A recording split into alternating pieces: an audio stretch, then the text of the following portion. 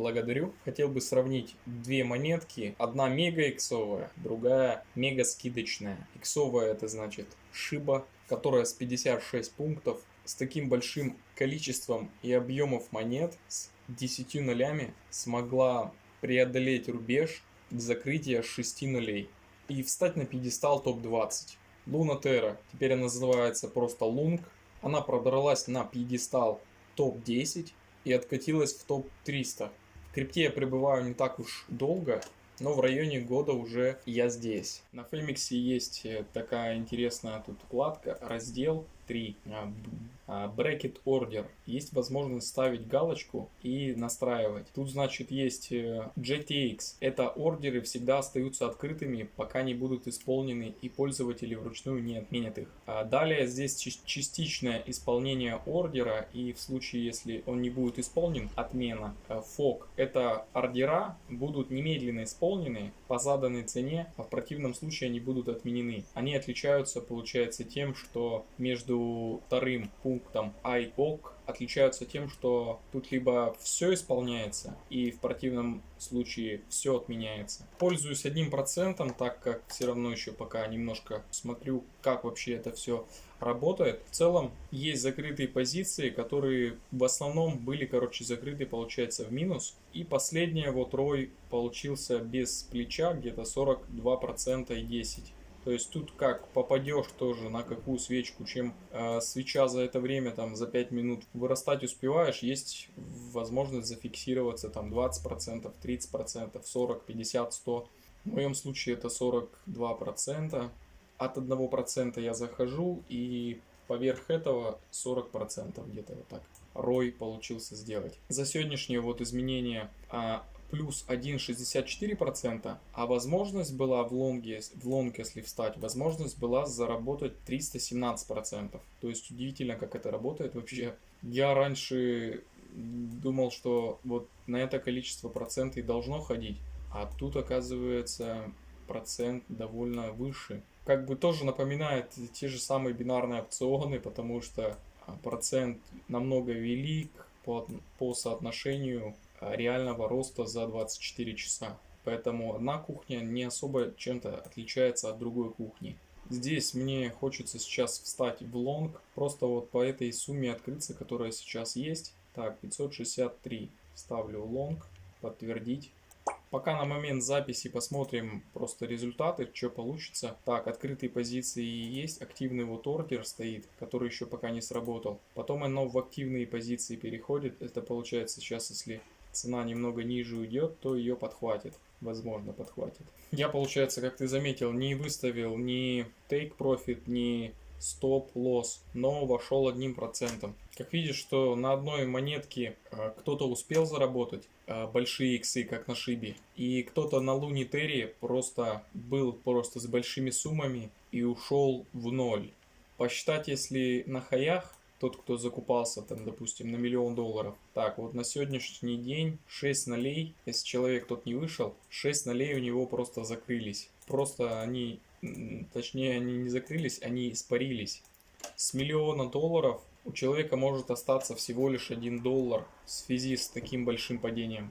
К чему я это все показываю и для чего я их сравниваю? Давай посмотрим их график цены на максимуме. В том, что я хочу показать тебе, о том, что никакой топ-10, топ-20, топ-30, топ-4 не спасает от сохранения денежных средств. Если посмотреть здесь можно было с 56 пунктов сделать на хаях с 10 долларов 10 миллионов долларов. А здесь с 10 долларов осталось. Из-за того, что все упало так в ноль. На хаях, если зайти здесь, кто-то зашел на 10 миллионов долларов, поверив, что это ценный инструмент, в котором можно хранить и сохранять свои сбережения, то тот очень сильно пострадал. Добавляем 0 и просто 6 нолей, шик, и как испарились. 10 долларов осталось. По Шибе же наоборот, с 10, кто зашел внизу, кто просто относился к этой монетке как к мусору какому-то. Она у него на хаях просто с 10 выстрелила на 10 миллионов долларов. Поэтому я хочу тебе сказать то, что даже на хаях монетки могут быть мусорными. Так, я,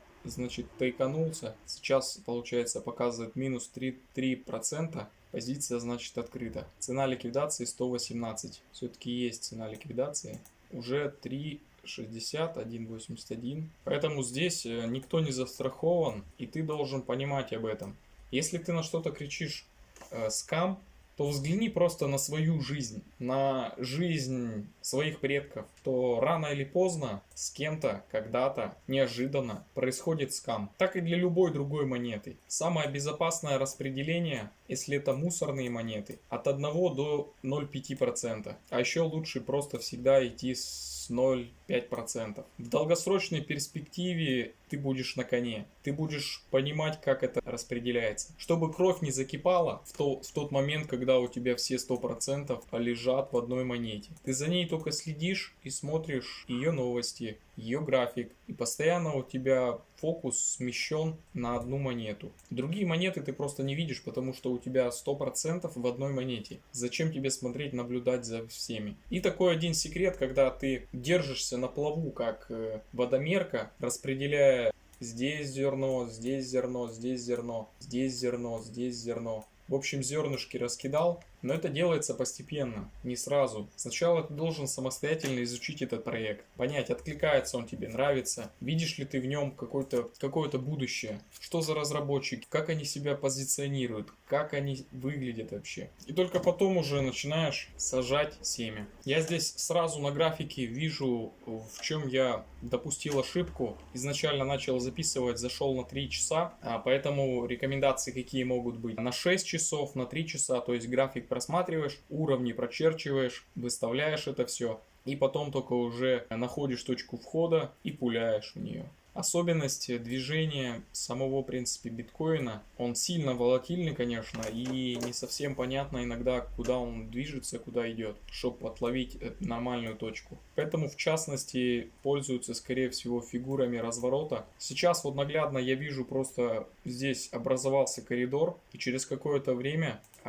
цена, возможно, может отскочить в эту где-то точку примерно. Тогда можно уже будет это фиксануть прибыль. Также оно намного раньше может сейчас отскочить. Формируется уже зеленая свеча на 5 минут таймфрейме. Ссылочки по монетам на CoinGecko я оставлю внизу под описанием этого видео. Ссылку на Фемикс тоже внизу оставлю. Чисто как бы есть, смотри, долгосрочные инструменты, есть вот быстродоходных инструментов. Это вот этот инструмент, да. Но здесь уходит на самом деле время, уходит психоэмоциональный ресурс. Бывают минусовые дни, порой даже и у кого-то месяцы, говорят. Выгоднее все равно быть в долгосрочных инвестициях, чем заниматься этим. Но также в виде развлечения я все-таки сейчас это делаю и наблюдаю, как это происходит. Чтобы не затягивать это видео, я, пожалуй, в каком-нибудь другом видео покажу фрагмент заключения этой сделки в минус или в плюс, что получилось, какой результат. Пиши, что следующее для тебя снять, что тебе вообще интересно, будет интересно почитать. Также хотел бы сказать, как ты себя чувствуешь в это непростое время. Ты сидишь в монетках, или вышел уже, или планируешь выйти. Какое у тебя вообще состояние внутреннее? Или ты настроен по бычьи, все-таки понимаешь, что в этом есть ценность, в этом есть будущее. Что бы ни говорили, это манипуляция для того, чтобы выбить деньги. Дабы зачем создавать эту пиар-акцию, негативную пиар-акцию, эту рекламу? Подумай, вот спроси себя, зачем создавать такой шум, чтобы что сделать? Благодарю за лайк, благодарю за дизлайк. Если остались какие-то вопросы, пиши в комментарии под видео.